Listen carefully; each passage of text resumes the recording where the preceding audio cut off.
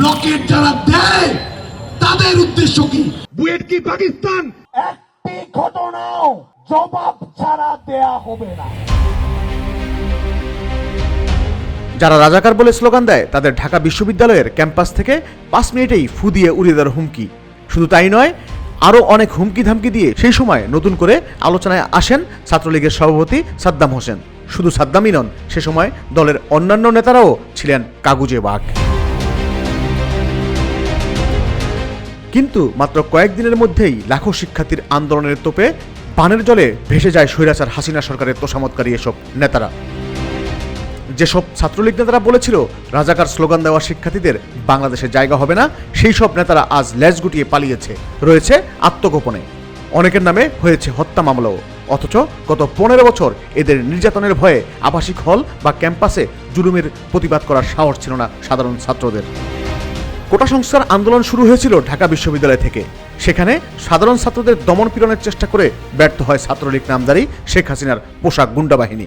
গত 14 জুলাই এক সংবাদ সম্মেলনে শেখ হাসিনা আন্দোলনকারী ছাত্রছাত্রীদের রাজাকারের নাতিপুতি বলে কটূক্তি করেন। তার এই বক্তব্যে সে সময় ক্ষোভে ফেটে পড়েন শিক্ষার্থীরা। সেই রাতেই উত্তাল হয়ে ওঠে ঢাকা বিশ্ববিদ্যালয়, জাহাঙ্গীরনগর বিশ্ববিদ্যালয় সহ দেশের সকল পাবলিক বিশ্ববিদ্যালয়গুলো।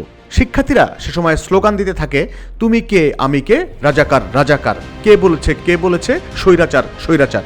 মুক্তিযোদ্ধাদের নাতিপুতিরাও পাবে না, তাহলে কি রাজাকারের নাতিপুতিরা পাবে?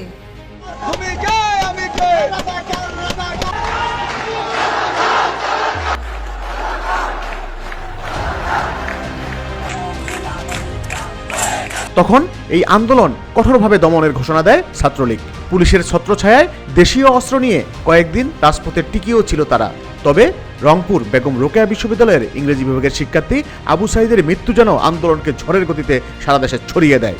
সারা দেশের লক্ষ লক্ষ শিক্ষার্থী জীবন দেওয়ার শপথ নেয়, ঘুরে যায় আন্দোলনের মোড়। সেই সময়ও শিক্ষার্থীদেরকে দমনে ছাত্রলীগকে উস্কানি দেন আওয়ামী লীগের সাধারণ সম্পাদক ওবায়দুল কাদের। তিনি সে সময় বলেন, এসব রাজাকারদের দমন করতে ছাত্রলীগই যথেষ্ট। এরপরেই নিরস্ত্র শিক্ষার্থীদের উপর অস্ত্র হাতে ঝাঁপিয়ে পড়ে সাদ্দাম বাহিনী। কিন্তু সাধারণ ছাত্রদের দমাতে পুরোপুরি ব্যর্থ হয় তারা। আন্দোলন যতই জোরালো হতে থাকে, ছাত্রলীগ ততই দুর্বল হয়ে পড়ে। এক পর্যায়ে ছাত্রলীগের নেতানেত্রীরা রাতের আধারে আবাসিক হল থেকে পালিয়ে যায়। দেশের সব বিশ্ববিদ্যালয়ে প্রতিরোধ গড়ে তোলে শিক্ষার্থীরা। একে একে দেশের প্রায় সব পাবলিক বিশ্ববিদ্যালয়কে ছাত্রলীগ মুক্ত করার ঘোষণা দেয় তারা। দেশের বিশ্ববিদ্যালয়ের ক্যাম্পাসগুলোতে ছাত্রলীগ যে রামরাজত্ব কায়েম করেছিল, তাতে বিশ্ববিদ্যালয়গুলোর শিক্ষকরাও ছিলেন আতঙ্কে। আবাসিক হলগুলোকে তারা বানিয়েছিল এক একটি টর্চার সেল। সেই ছাত্রলীগ আজ যেন অস্তিত্ব সংকটে পড়েছে। লাখো শিক্ষার্থী জনতার উত্থানে তারা যেন নিজেরাই উড়ে গেছে। দীর্ঘ প্রায় 1.5 দশকের স্বৈরাচারী শাসনে ছাত্রলীগ পরিচিত পায় আওয়ামী লীগের লাঠিয়াল বাহিনী হিসাবে। জনরোষের ভয়ে এখন তারা আত্মগোপনে।